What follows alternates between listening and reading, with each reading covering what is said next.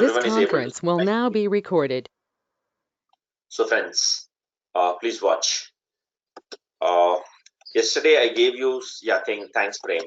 Yesterday I gave you the list of some of the frequently used Docker commands. Okay, that's not the only list. We do have a few more commands also which will come up, but we'll try to start working on those commands and we'll see how things happen. Whenever you execute any Docker command, for example, downloading the images or whatever, I think I talked about this yesterday also. We have a site called as hub.docker.com. This is the cloud site of Docker where all the Docker images are actually present. Okay, so whichever Docker images you want to download, all these Docker images are present in this cloud site, which is generally called as hub.docker.com. In fact, this is my account, so this is not what you will see. Let me just log out and show you. So if you open hub.docker.com, this is how the page actually looks like. Okay, now you don't need to create an account at this point of time. That concept comes up later once we explore how to work on Docker registries, how you can push customized images into Docker registries. Okay, it will take a little more time. As of now, if you can just click on this explore section, okay, it will show you the list of all the images which are available. You see, the first image itself is Oracle database. The order of these images keeps on changing on a daily basis. It's currently based on the most popular relevance, or you can actually click on this, whatever. But they keep on changing. That's one thing. And the second thing is that you see majority of these images that we use, majority of the images that we generally use are working on we generally work with these verified published images, or you also see a tag called as official image.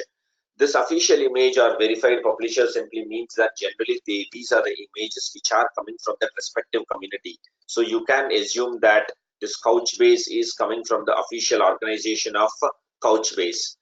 It's not the only one. If you click over here, you will see that with the same name called Couchbase, there will be thousands and thousands of images available.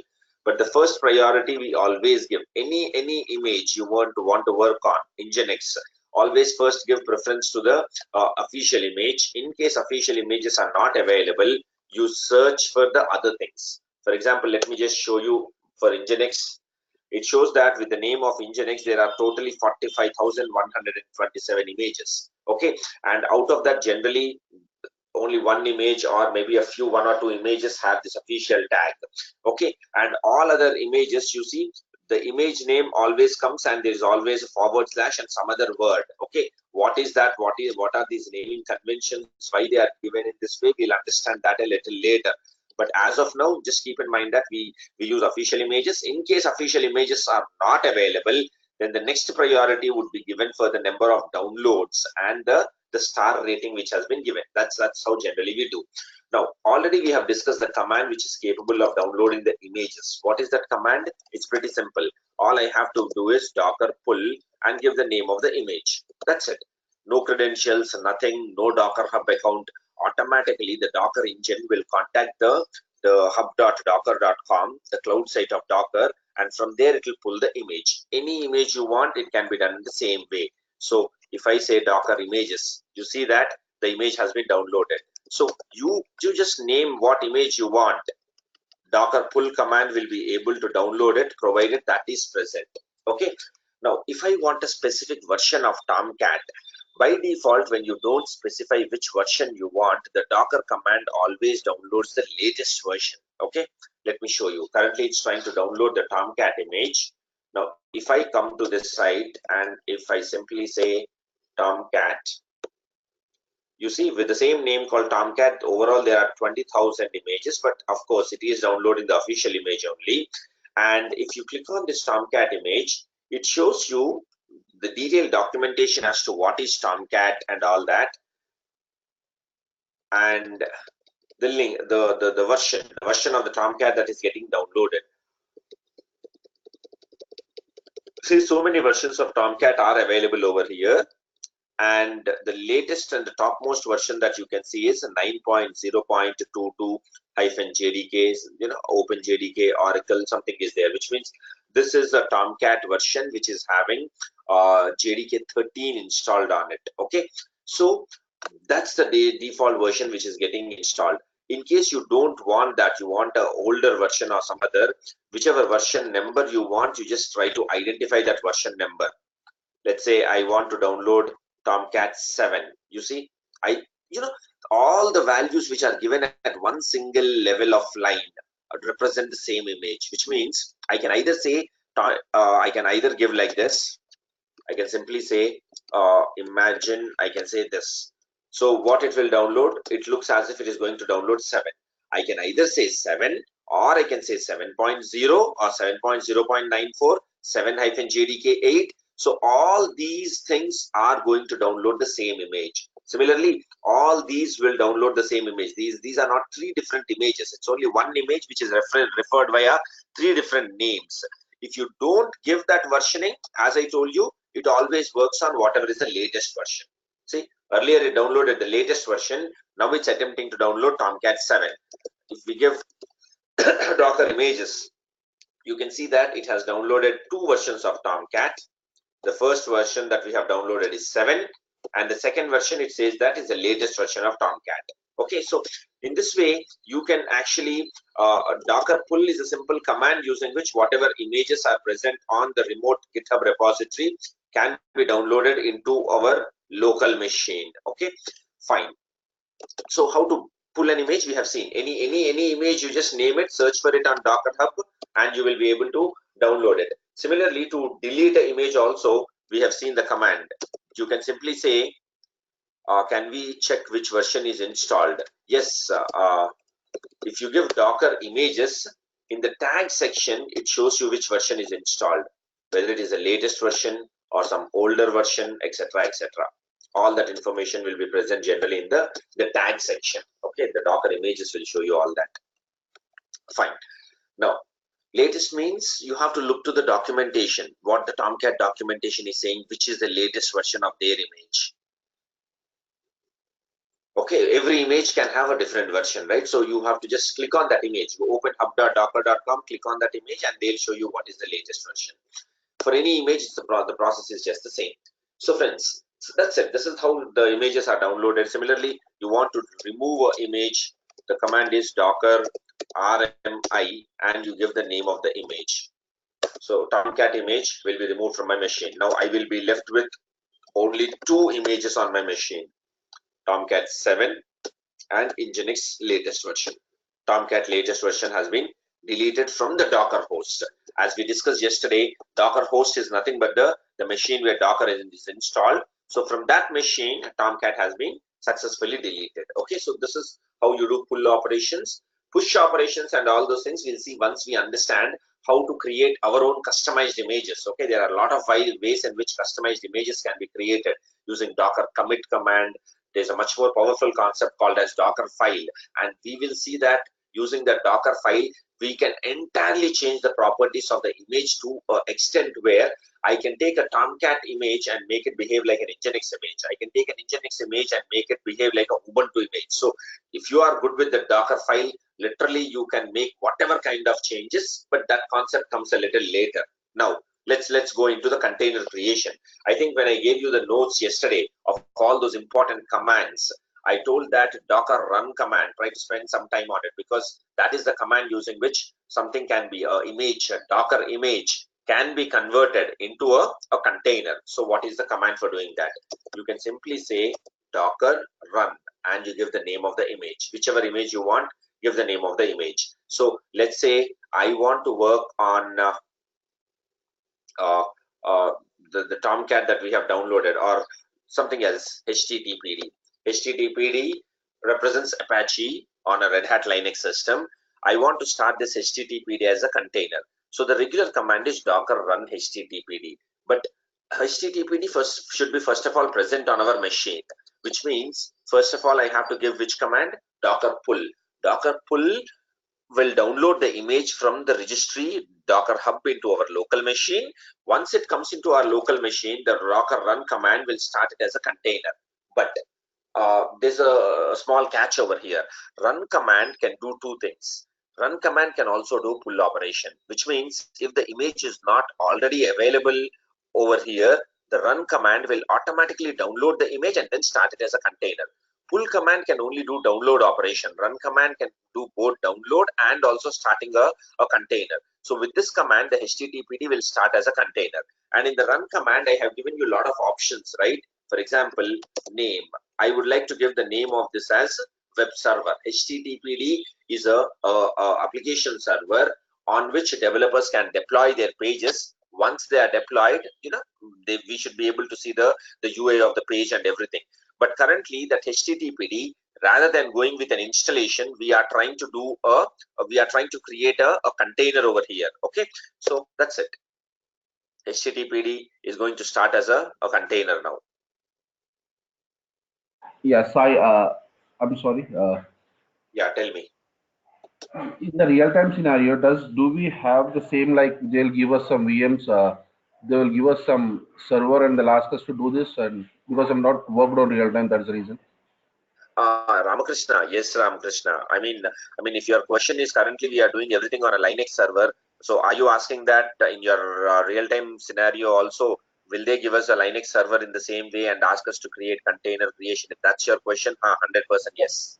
Absolutely. Yes, 100% yes. Okay, most of the times that would be a Linux-based machine only. Though Docker can be done on a Windows machine, generally it would be a Linux-based server on which you are expected to do all these activities. Okay, okay. If I need to give them that, if the application team asks me, I want so and so GB of RAM, so and so GB this, how will I define this all stuff? Where are you saying, at the level of the container or at the level of the Linux server? No, no, server will be there for me at the level of container. At the level of the container, we'll see in the in the run command option. Yesterday we have actually discussed different options, right, where you can give memory, upper limit on the memory, upper limit on CPU. I'll step by step go through all that, Ramakrishna.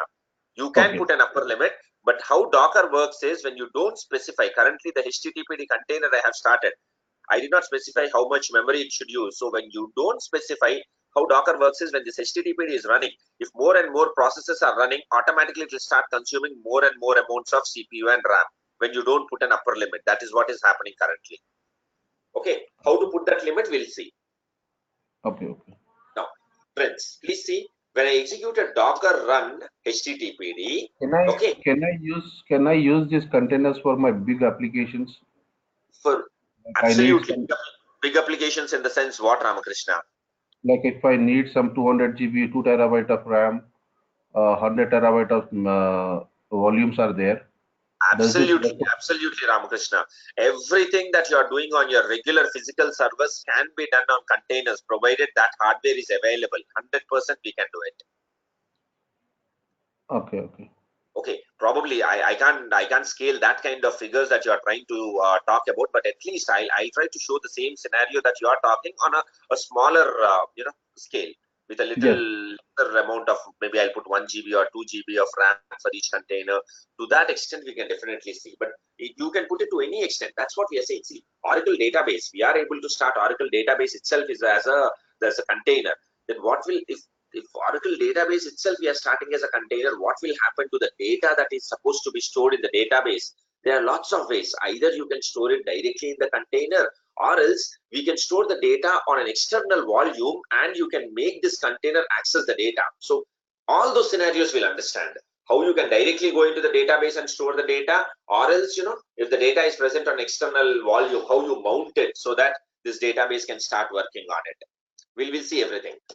And So also, if we can cover some interview questions every day, depending upon the topic, so that we can absolutely. jot down and we can study something in our office time if we get some time.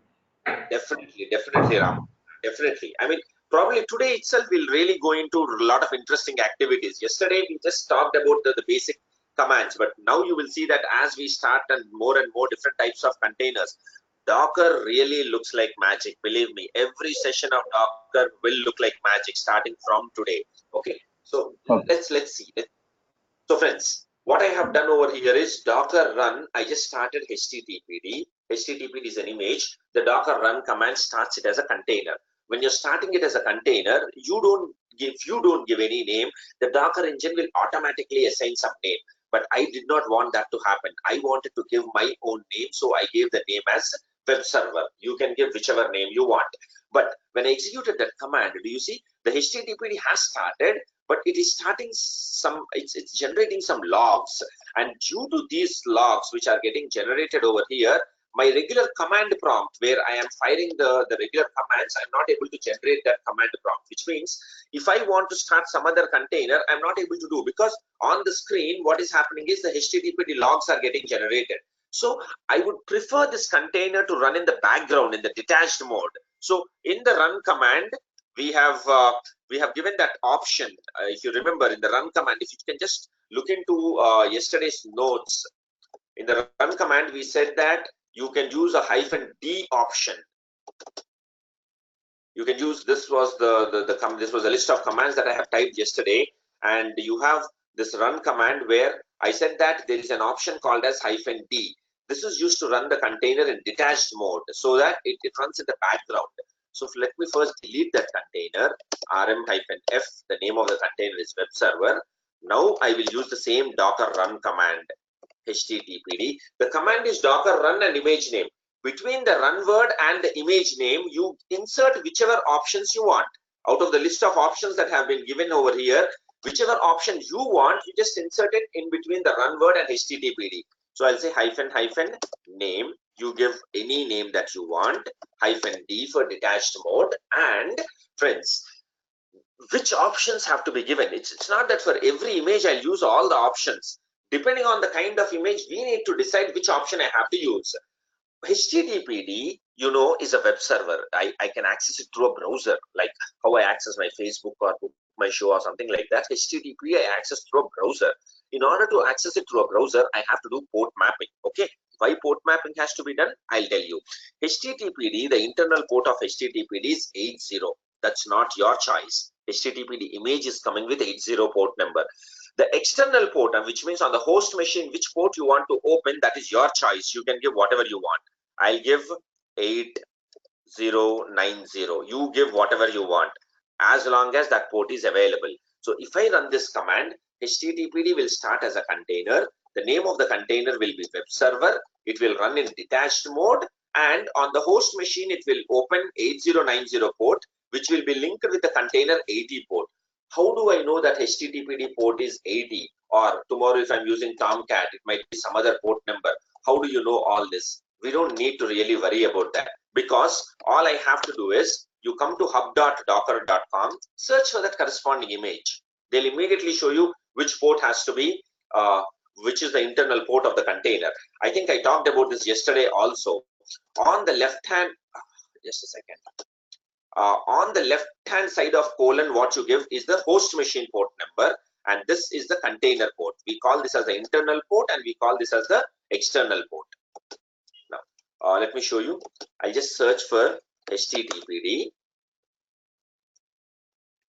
and you see official image. Click on this, and when I click on that HTTPD image, just go a little down. Look for the commands they have given. Do you see the docker run command that they are using? They're using this -p option. The internal port they have given is 80. That is the container port. Okay, you at this point you can't change it. This is the host machine port. That's our choice. You can give whatever you want. In my case, I gave it as 8090. So you can specify whatever port you want. It's your choice. Now once that is done, if I run this command, you will see that HTTPD will start as a container in the background. It just generated a container ID on my screen. Now, if you give the command docker container ls, you can clearly see that web server is currently running. It's running since the last few seconds, and HTTPD is a web server. Because it's a web server, I should be able to access its web page. It's pretty simple. How to make sure? There's a command called as netstat, Sunny. It's a Linux command. If you just execute that netstat command, it will show you what are the ports which are already open. preferably I would say that you give a bigger number, a 4-digit number. Generally up to 1024 ports are reserved. You give 8899, something like that, or give much more bigger number, something greater than 20,000. It's okay, it will work. If you don't want to go into all this, or else there's a much more easier way also, which I'll show you. But just wait. Web server, as all of you know, is HTTP is a web server, which means I should be able to access it from a I should be able to see the Facebook. If I want to see Facebook, what? Facebook is not installed on my machine. I just open a browser and I say facebook.com and I'll be able to see the page, right? Similarly, HTTPD is a web server. I should be able to see its page. I have installed HTTPD on this machine, okay? So in order to access that machine, just a second.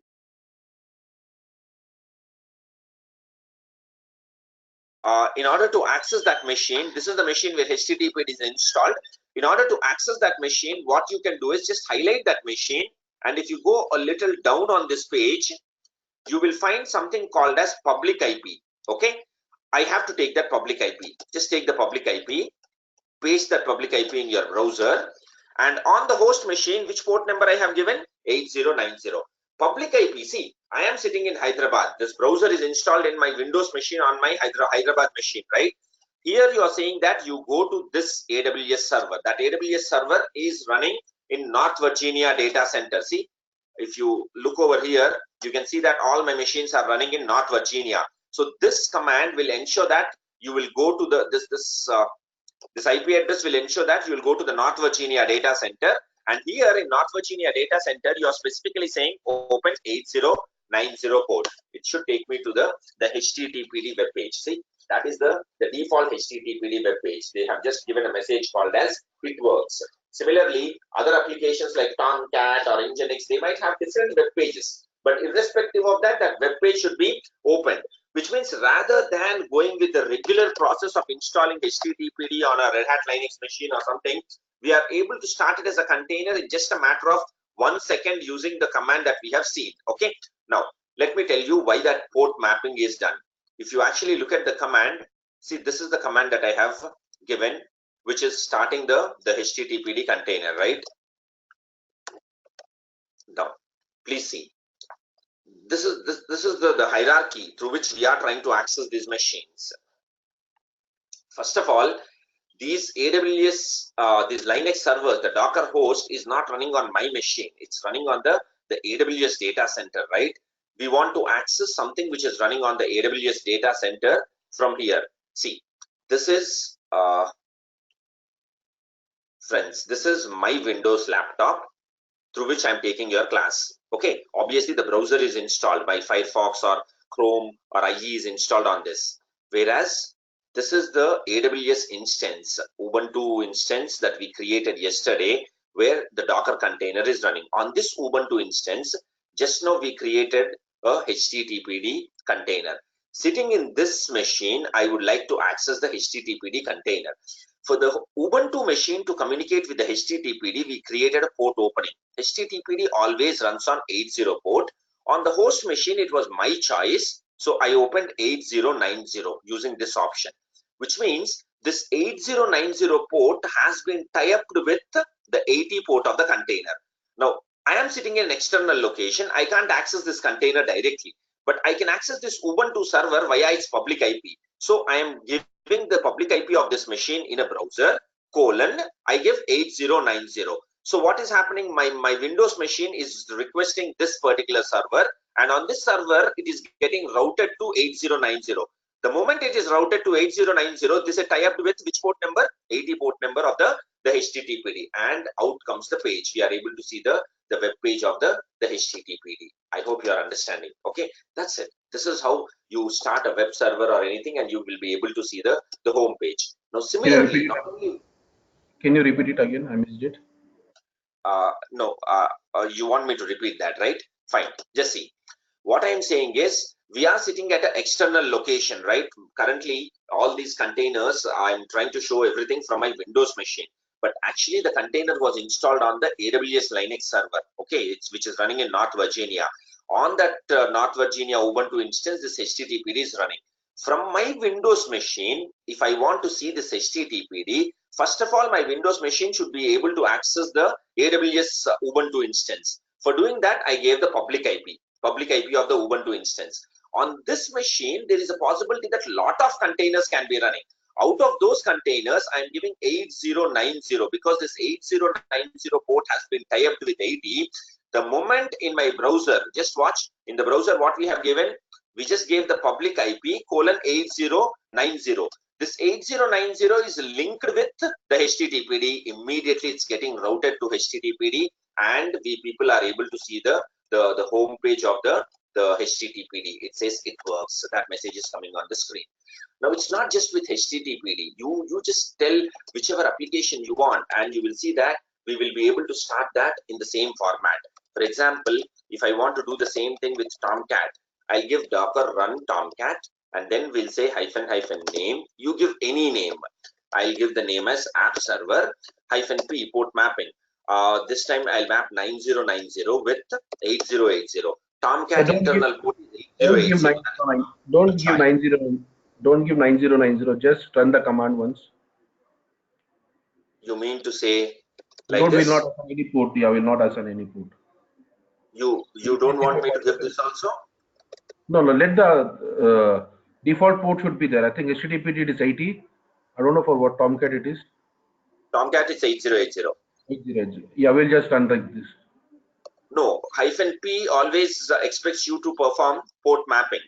You're simply saying that the Tomcat port is 8080, but on the host machine, with what port you are trying to link, you're not specifying that.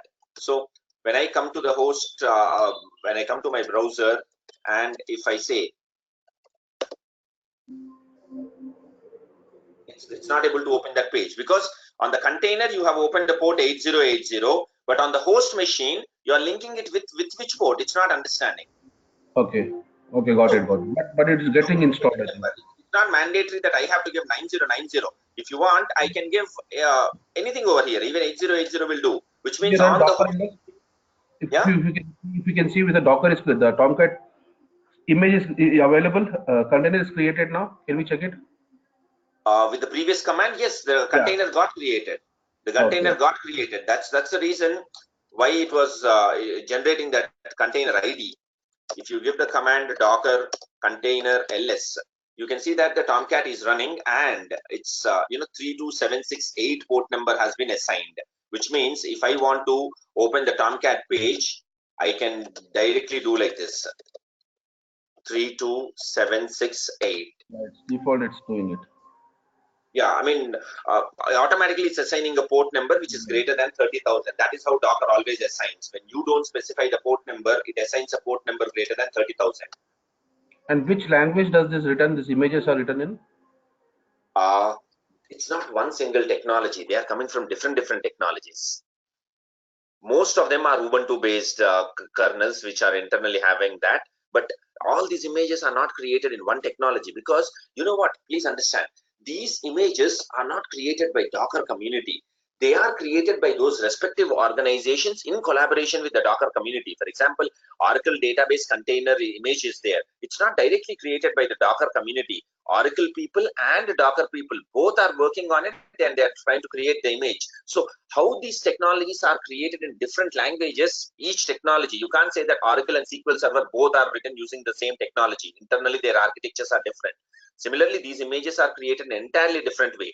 What they are ensuring is, they are ensuring that all these images, once they start as a container, they should run on Docker engine. So it's not the same. Once you understand how to go into the kernel of these containers, you will see that one set of containers will run on one kind of commands, and another set of containers will use a different set of commands. So it's not one technology which is used. Now, basically, I thought it would be something like Python, or is it written in on Ansible, or what kind of stuff? No, nothing like that. I mean, Docker actually uses a scripting language called as Go language, but that is only to a bare minimum extent. Some of the layers which can be customized have been created using that Go language, but that's what I'm saying, not entirely. Only a few of the features have been created commonly using Go syntax. Everything else is, it's different Linux operating systems, kernels coming up, and they are just piling up everything and trying to create these images. Can you open and show one image? if possible. Can I? You show Can one image how it looks. The uh, I did not understand. What do you mean by like saying how does it look? you're pulling the image now. You're pulling the image now. Yeah. Okay, for example, like basically in Linux, if you want, like when we open a file, the file looks like a configuration file or etc host file. When you see the file like that, we see Uh, that it's written in language kind of stuff. Like the same way, can I open an image or it's not no, allowed? you can't. You can't. You No, can't. Can I take an ISO image of Windows or something and can we open it and see what is present in it? no, no, no. We can't. But you know what, Ramakrishna, what you said is a valid question. You can't open this image directly, but if you know the concept of Docker file, you will see that yes, to an extent that code can be seen, but it's a slightly advanced concept which we would ideally understand once we start working on Docker file. As of now, if you just go to hub.docker.com, and one more thing, there's no guarantee that all these organizations will like expose their Docker files. For example, if I search for Tomcat, this Tomcat community might have exposed their Docker file or they might not. We don't know. But you can just check it. You can just click on that link. And if they have exposed it, it would be present over here. Generally, in the section description over here itself, they'll give an option called as Docker file, where the code that they have internally created would be available. But if they don't want to expose it, there's nothing we can do. But we can actually customize this. But no, for this Tomcat version, they did not give the Docker file, which was used for creating that. But maybe some other Tomcat image, I might be able to find it. Generally, in this section itself, description, review, tags, you will also find an option called as Docker file, where they'll give you the exact code they have used. I think once we pull this particular image, I think you'll get a Docker file also in your server, isn't it? No, you won't. You won't. You have to create a Docker file on your own. The Docker file is created based on these base images. Automatically, Docker file does not come up. Okay, okay, okay. You can just take any of these images and on top of it you create it, but if you actually search, you will definitely find some images where they have exposed the Docker file also. So let me directly search for,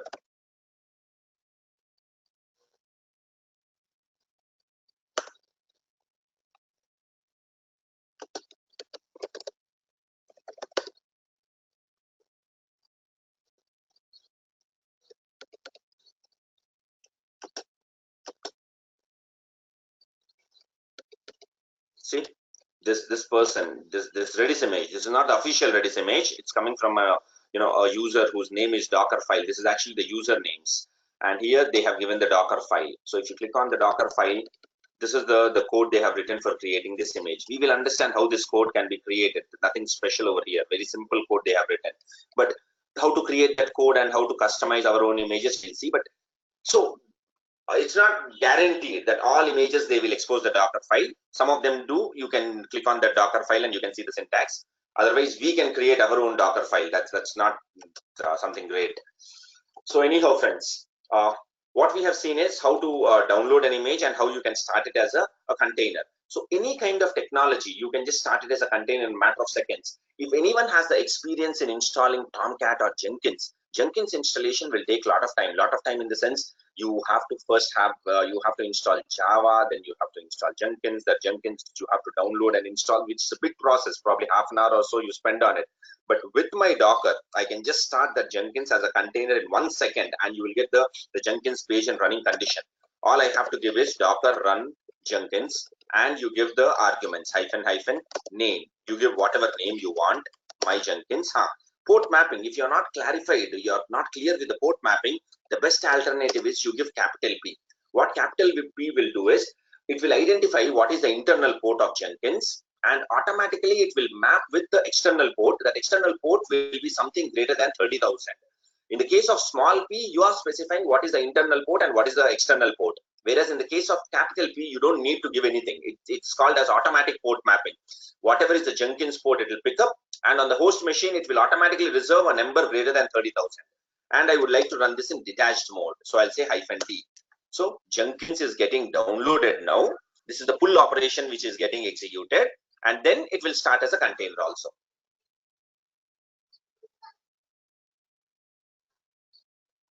Ideally, we generally do the pull operation first and then we execute the run, so things are much more faster.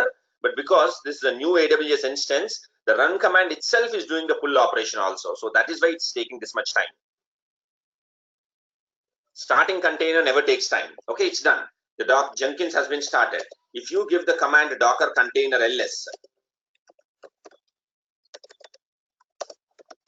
docker container ls, you should see that Jenkins is currently running, and see the internal port of Jenkins is 8080. That has been linked with 32770. Though I did not specify what should be the host machine port, automatically it got linked, which means I can go to my application and 32770, right? So this should take me to the home page of Jenkins.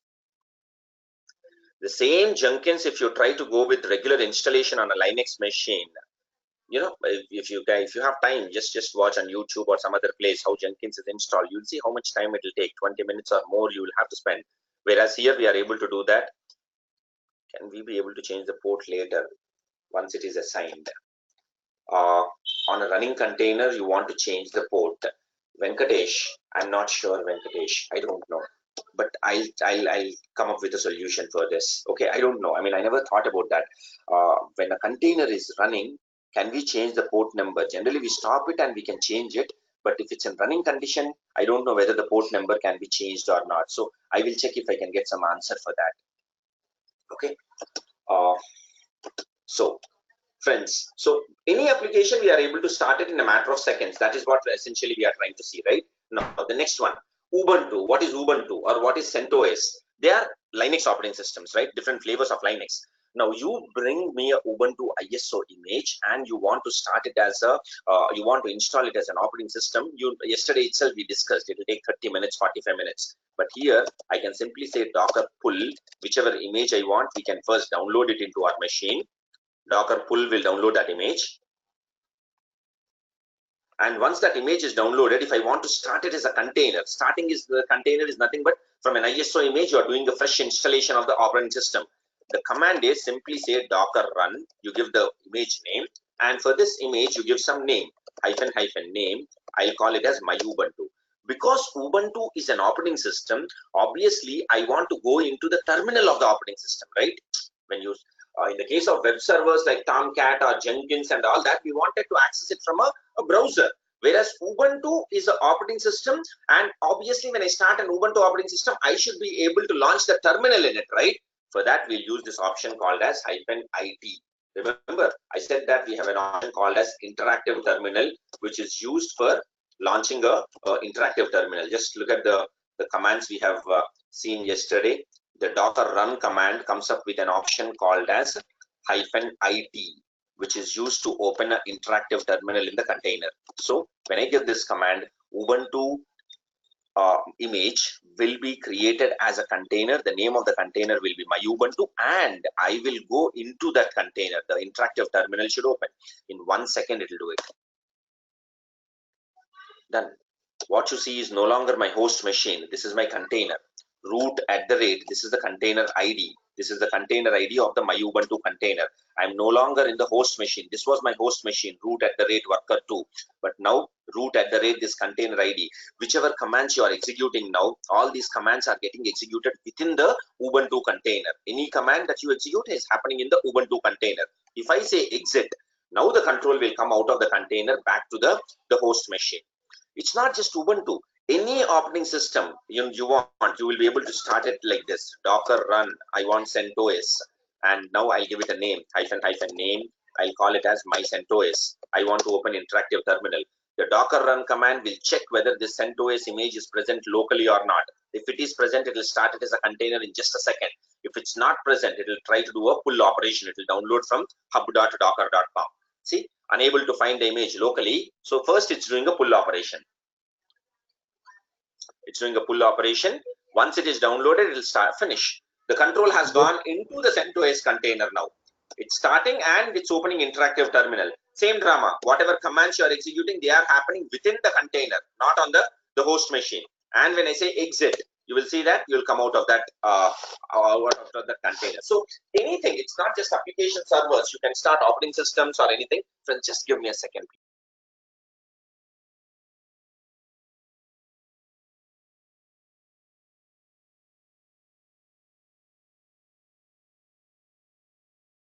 I'm sorry about that, friends. So I hope you are understanding. So operating systems, we are able to start in just a matter of seconds. Application servers like Tomcat or Nginx or JBoss, we are able to start application servers in a second. We are able to start operating systems like that. Similarly, databases also, there's no issue. You can start whatever database you want. For example, I want to start a Postgres database. I can give a command docker run. I have a small question. Yeah. Why it's searching locally? In the previous command, if you go there, it says I'm searching in local. If it doesn't find, then it's going for Docker Hub. True. But what is your question, Ramakrishna? So why basically it's searching? I know there is nothing there in my server or nothing there in my repository. Ramakrishna, you know it, but how does Docker know it? When you are executing a Docker run command, what Docker run command will do is, first of all, it will see whether that image is present in our machine or not. When Docker comes to the conclusion that it's not present on the Docker host, then it is downloading from the hub.docker.com. That's the common hierarchy in which things should happen, right? When you execute a command, first it's checking whether it's present. If that image is present, here directly it will start as a container. In case it's not present, then it will go and download from the hub.docker.com. I don't see any contradiction in that.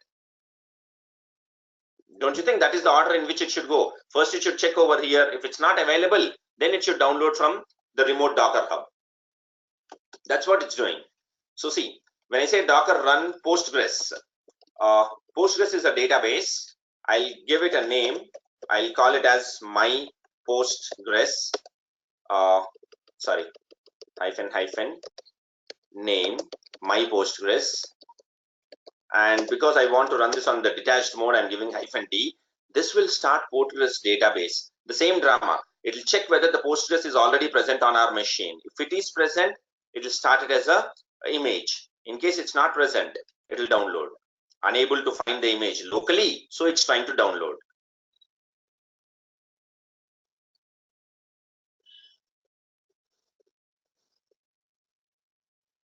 Okay, it's done. Postgres has been started as a container.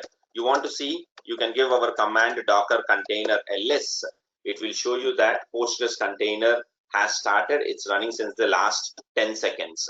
Not just Postgres, any other database. For example, I want to start MySQL. I will say docker run MySQL.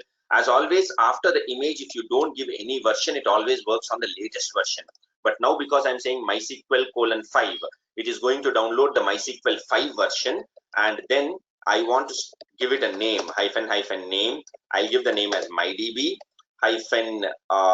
-d for detached mode. And wait, you have to pass an environment variable for MySQL.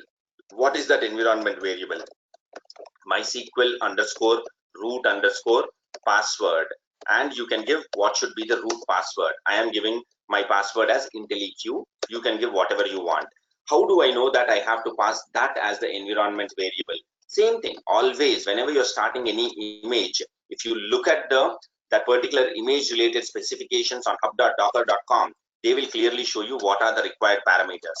See, when I go and search for MySQL, the MySQL official image, click on that MySQL official image, and if you go down, the latest version is 8.0.16. It can be downloaded using the latest tag, or 8 or 8.0 or 8.0.16. Whereas I have downloaded which version? MySQL 5. This is nothing but 5 or 5.7 or 5.7.26. All represent the same image.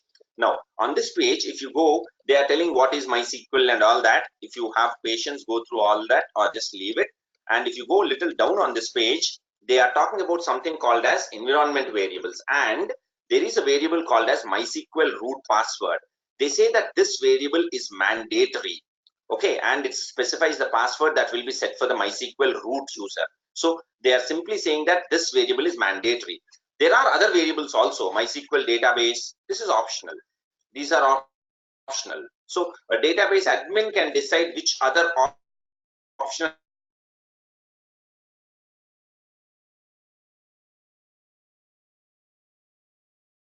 into our machine, the image will be pulled into our machine, and then it will start as a container. Pulling is only one-time activity if you don't delete it. But from that one image, I can start any number of containers. Okay, it's done. MySQL has started and it's running as a container. Is Docker itself available as an image? Yes, Sunny, Docker is available. We call it as DIND, Docker in Docker. Okay, but I think it's a little advanced. Definitely we'll address that concept. You can take a Docker image, in that Docker is present, and again whatever Docker commands we are executing, that you can do over there. Okay, but we'll discuss that a little later. So friends, you can see that MySQL has started as a container. See, what is MySQL? MySQL is a database. Do you know? I mean, you will be really able to appreciate what I am actually doing if you had the experience in installing these in a regular process, which means if you have ever installed an Ubuntu operating system or a Red Hat Linux operating system or CentOS or Windows, the speed with which the containers are getting created, you will understand. Similarly, the MySQL, you go to the MySQL site and try to download and install a simple community edition. I'm not talking about enterprise editions. You just go to Google and there you just type MySQL community edition or community server download. Okay, and here you will see that if you download this MySQL community server, of course these are free softwares, you download it, you'll get a setup file, and that setup file, if you try to install it, okay, you can actually download it from here.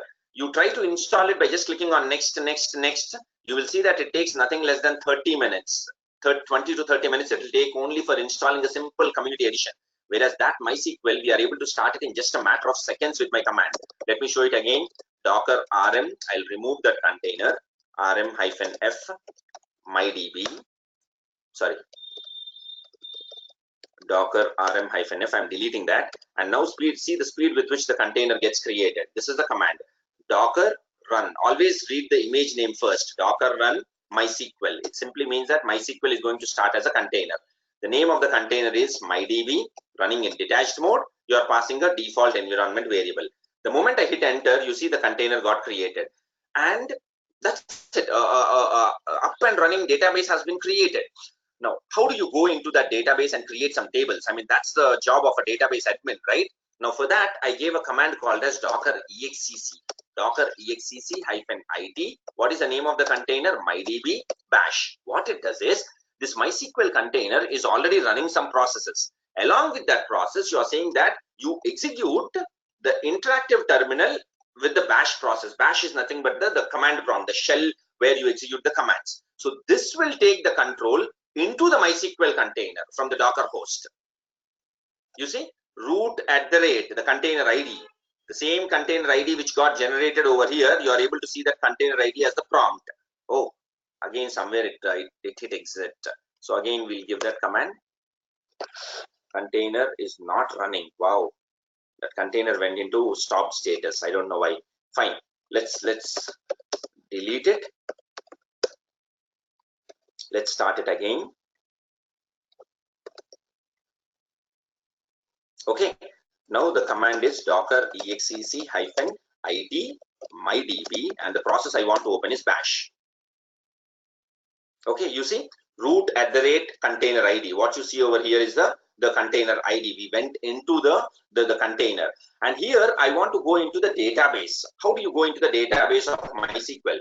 You don't need to know, because these are not Docker commands. These are MySQL commands. If you know it, well and good. If you have experience in working on MySQL, you will understand. If you don't know, just search in Google, because this is not Docker that I'm trying to show you. I'll say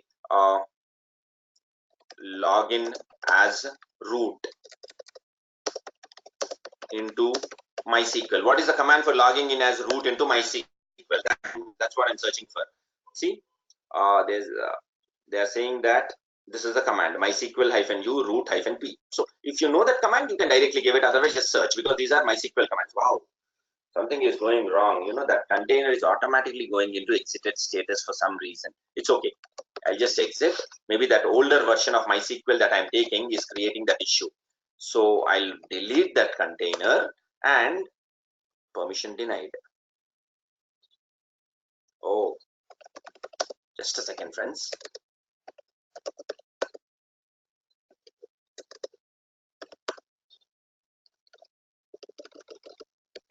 Since I installed Docker in root account, I'll go into root.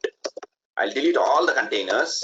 I think you remember this is a command for deleting all the running and stopped containers. Docker ps-aq.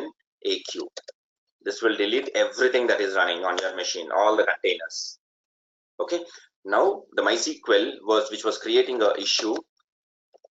Maybe I'm assuming that it's problem with the version because I gave 5 version, which might be an outdated version. So I just say download the latest version. Okay, hyphen name. You give whatever name you want. Hyphen e MySQL underscore root underscore password. You can give any password that you would like to give. Run this in detached mode. So earlier we downloaded MySQL 5 image. Now it's trying to download MySQL latest version image. Wow. No space left on the device. So, these are AWS instances where I am creating Docker Swarm, I am creating Ansible and so many other things. Because of that, it says that it has run out of space. Okay, so don't worry. You might not get this kind of issue.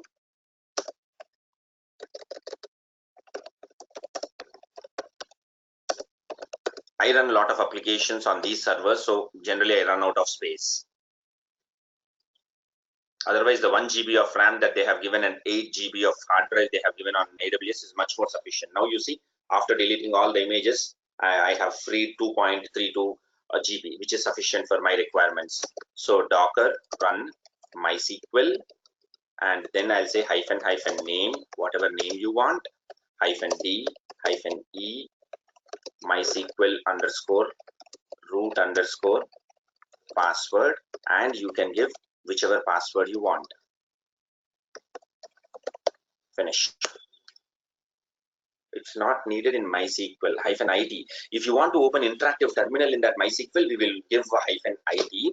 But Sunny, no, you can't directly give ID. In the case of MySQL, if you directly give ID also, it will not open interactive terminal. Why it will not open? You have to understand how the default processes are triggered when a container comes. So please wait. It's a very advanced concept. As of now, if you directly give ID also, it won't work. So if you want to open interactive terminal in these kind of containers, that is why I am giving this other command, docker exec-it mydb bash. Now you will go into the interactive terminal of the container. You see, root@ container ID. Because this is a MySQL container, I want to log in into the MySQL prompt. So MySQL-u root-p. This is MySQL command, not at all related to Docker. If you don't know, leave it. It's asking for the root password. What is the root password? You enter that root password. Access denied for root user. Something is problem with the version of the MySQL that we are using.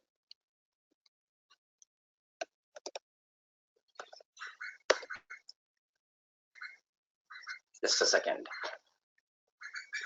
There is some issue happening with the version, but we will be able to go into the database and successfully create tables over there.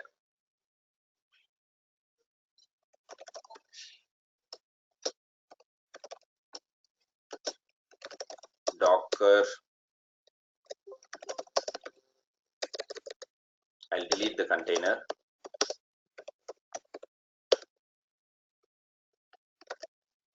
Now just watch MySQL.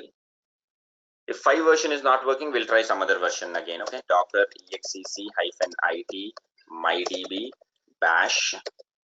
Once I go into the container, we are in the container. To log in as a root user, MySQL-u root-p password. It's asking for password. Our password is IntelliQ. Access denied. Oh, something is going wrong. Access denied for root user. Is it problem with the version controlling? I mean, though as a Docker engineer, your activity ends over here, but I should be able to go into that via the MySQL command, which is it's not allowing me to do. So let me just look at the documentation of Docker Hub. What is the default latest version they have provided? It says that the latest version is, of course, 8. We tried that 8 version. We tried even 5.7 version. Both are creating some issues. Let's try that 5.6 version. Password is wrong. Oh, do you think so, Sudeep? Okay, let's try again. What was the password we have given? IntelliQ1. Oh, I'm sorry. You see, the password I entered was IntelliQ1 over there, and I am entering IntelliQ here. I'm sorry. Thanks, Sudeep. IntelliQ1. Yes, absolutely. Wow, super Sudeep. So you see, we went into the MySQL prompt. Okay, I entered a different password when I executed the command, and here I gave a different one. So that's it. So you are in the MySQL database. Now, whatever commands I'm showing over here are SQL commands. If you know SQL, good. Otherwise, search for these commands on Google and type it, because this is a database admin's responsibility. Show databases will show you the list of all the existing databases. I want to move into any of these databases, so I can use, let's say, sys database. The control moves into the sys database, and here I want to create some tables. What is the SQL command for creating tables? Create table, table name, and all that, right? If you know, brilliant. Otherwise, just search for some script on the Google, emp and DEPT tables for MySQL. Because this is a DBA person's responsibility, I just want to show you that a really running database has been created where you can install all, you can create all the tables. See, I just want to create the EMP and the DEPT tables. It's getting stuck. They have given the insert command also, super. So we'll just take that and paste it over here. This is the regular SQL command, which is capable of creating tables and then also inserting some data into those tables. Now please check. If I say select star from EMP, you will see that EMP table has been successfully created. Similarly, all this has been created within a container. You just try to do the same thing on a simple MySQL community edition. Then you will clearly appreciate what is happening over here. You will spend more than half an hour just to install the MySQL community edition. Here, the container is created in a second, and in that container, you are able to create whatever tables you want. So this is the main advantage of Docker. The creation of the environment can be sped up in just a matter of seconds. So this is very simple scenario. All we have seen today was how to work on the Docker run command. Now tomorrow we'll go into much more interesting factors where we will see how a multi-container architecture can be created. Multi-container architecture in the sense one container linked with another container.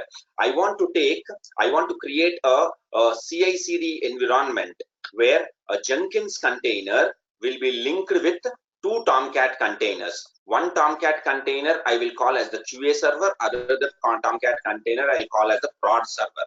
So that the Jenkins team will be able to do CI/CD on these containers. Or else a development architecture I want to create called as LAMP, where Linux should be the operating system, PHP should be the programming interface, MySQL should be the database, and it should be linked with Tomcat. Today we have understood how to start isolated individual containers.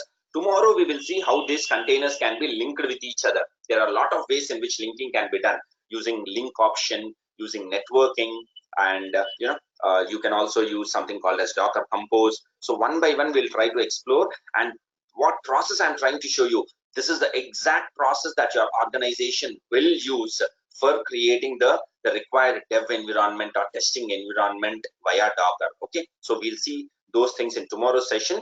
I just want you to again go through the commands that we have seen yesterday and whatever use cases we have seen today. For example, starting Tomcat, Jenkins, MySQL, a few other examples. I'll send you the notes. Just try to practice to that extent, because tomorrow we'll not work on individual containers. We'll start working on combination of containers to create the complete environment, how they can be linked with each other, how it goes, we'll try to see. Okay, so friends, I'll stop the session for now.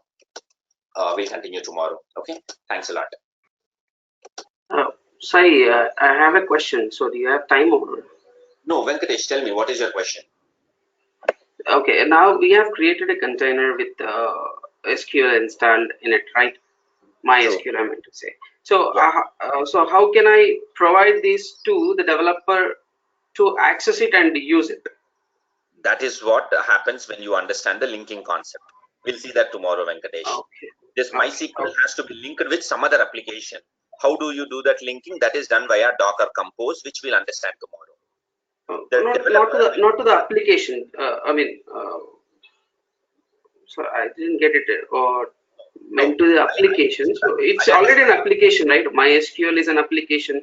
It's a I database understand. application. So There are two ways, okay, Venkatesh. Currently, the MySQL image that I have taken is a very basic image, which is not having the GUI interface of your regular MySQL. So, in order to access this MySQL, mandatorily this fellow has to access that Linux AWS instance. Only when he accesses the instance, he can start working over there. Or else, there are certain images, if you search in hub.docker.com, which have a GUI also. You will see that those images we can access via VNC viewer. We'll see those kind of images also. Currently today, what MySQL image we have seen, that can be accessed only from the command prompt. It's not having a GUI part to it, but you can install MySQL client software through which you can connect and access these applications. I'll explain how it can be done. okay. So if the developer wants to access it, then so do we need to provide that Unix passwords as well? At this point of time, for the image example that I have taken, yes. Okay. But as you are saying, we do have other images where you don't need to give him direct access on the Linux server. You can give him access only on that application. He will access it via VNC viewer directly, and he can see what is happening in that database. Okay. Okay. Thank you. Yeah. Fine. Bye, all of you. I'm closing the meeting. Bye bye. Thank you. Thank you.